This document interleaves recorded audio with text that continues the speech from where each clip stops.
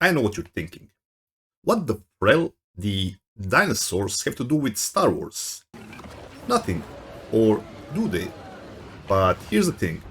You see, in a galaxy far, far away, there was this thing called an Imperial television tube.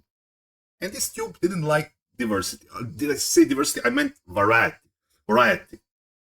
Something to do with a channel consistency performance. Or so the ChatGPT says. So the Me robot would keep the rebel creators in lane. So all my variety attempts have been stumped faster than the red roach in a Fallout game intro.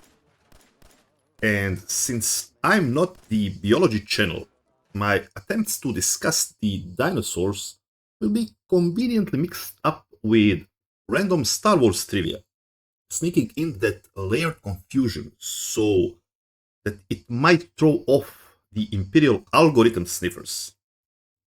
In order to help us, dear viewer, your role is to watch the video to the end and give it a like, if you like it of course, and my job is to make this video interesting. So let's begin. So dinosaurs. Whenever we think about dinosaurs, we have a certain image in our heads, built mostly by Jurassic Park and other movies. The idea of big, mean lizards. Even scientists are not immune to this. The problem is, life is endlessly creative, far more creative than we are. And to guess the shape, habits, and entire world those fascinating animals lived in is a harder task than you may imagine. Sort of like trying to predict Dagobah swamp monster taste, judging by a single encounter with R2D2. Yeah, I guess robots were not the part of the diet. Let me illustrate this by giving you a few examples. Spinosaur. Everybody loves Spinosaur. Everybody knows Spinosaur. Even the Jawas probably had a knockoff Spinosaur toy in a sand-crawling bargain bin. We have reasonably well-preserved fossils, and no, those are not bones. Fossils are essentially bone-shaped rocks. All biomatter vanishes in a span of thousands of years, not millions. And there's your answer for why dino cloning will never happen. Sorry, no Raptor kitchen scenes anytime soon. Yeah, it's a bummer, but we might have other venues to make this happen one day, and it involves chickens. So I was saying, Spinosaur, although well known, huge and obvious, it still spurs debate to this day. Recent fossil finds, especially the tail in 2020, showed a broad pedal-like structure, which suggests it was a capable swimmer, maybe even the first fully aquatic dinosaur. That challenged the old view of it just wading through the rivers like a heron from hell. CT scans of its bones show increased density, like penguins or hippos, hinting at aquatic adaptation, but it might still have relied on shallow waters and ambush tactics. Its walking style is also contested. Early reconstructions had it upright, like a T-Rex. Now it's often depicted more horizontal, almost quadrupedal, but front leg walking is still speculative. So we're not even fully sure how it moved, how aquatic it was, whether it just hunted in water or lived there, what the hell that giant sail was for, and many other things. We can make a reasonable assumption, some things we can infer, some will remain locked away forever, like Palpatine's actual return plan. Another example, we mostly consider dinos dumb. Pea-sized brains, remember?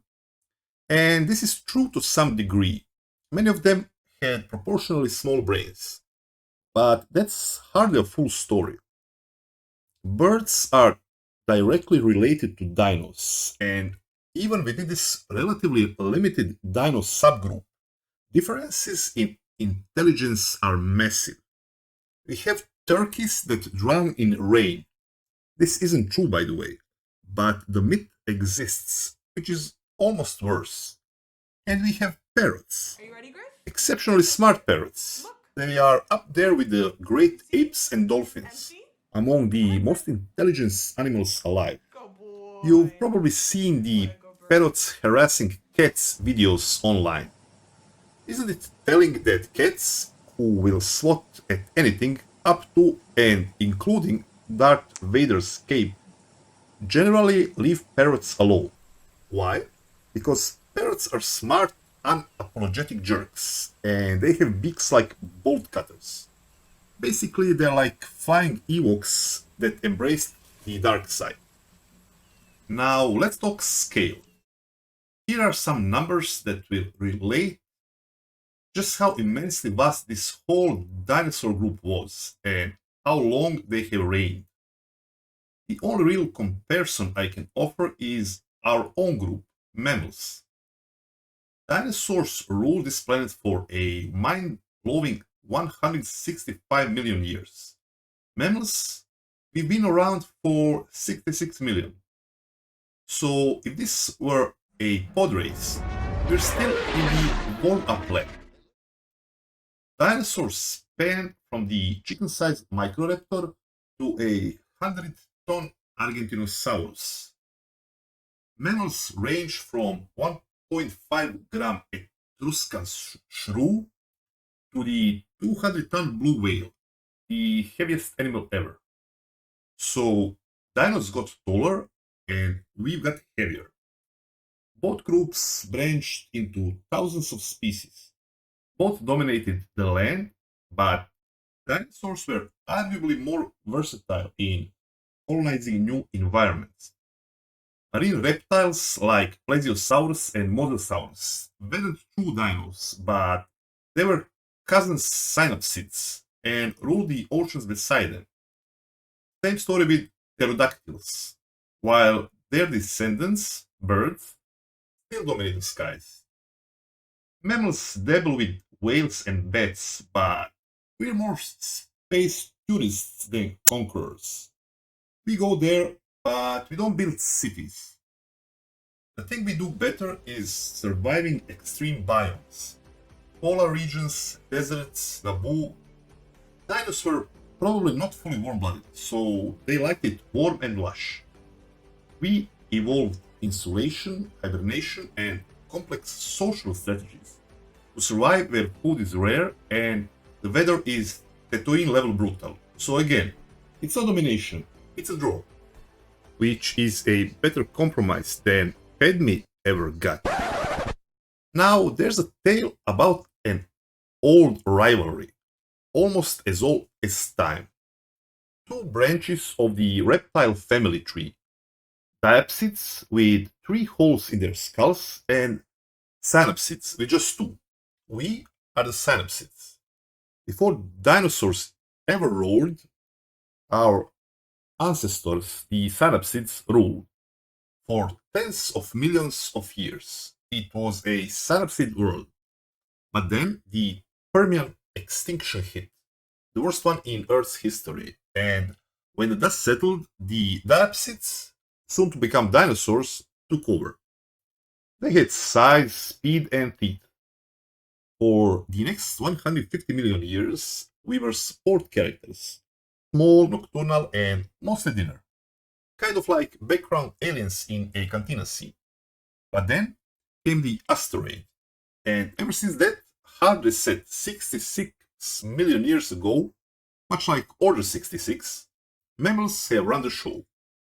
Dinosaurs had their time, way longer than ours so far, but we're catching up. One extinction at a time.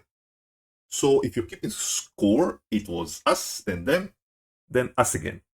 Let's see how long this trilogy lasts. So my point is, dinosaurs weren't just big mean lizards. I mean, They were totally big mean lizards, but they were far more than that. They were an incredibly complex and diverse animal group that thrived across biomes, ecological roles, and geological epochs. There is no such thing as typical dinosaur, in the same way there is no such thing as a typical mammal. A shrew and a whale share a class, but almost nothing else. Same for a bat and a rhino, or a gangan and a hat. If we were truly to understand dinosaurs, we need to break the mold, step outside familiar patterns, and that's how we'll unlock future discoveries and new ways of thinking about these extraordinary creatures. Hopefully, before someone confuses the fossils with just another Star Wars movie filming prop leftover. So that was that. Please remember, in order to resist the vigilant eye of the mean Imperial robot, you must like this video. Thank you and Godspeed.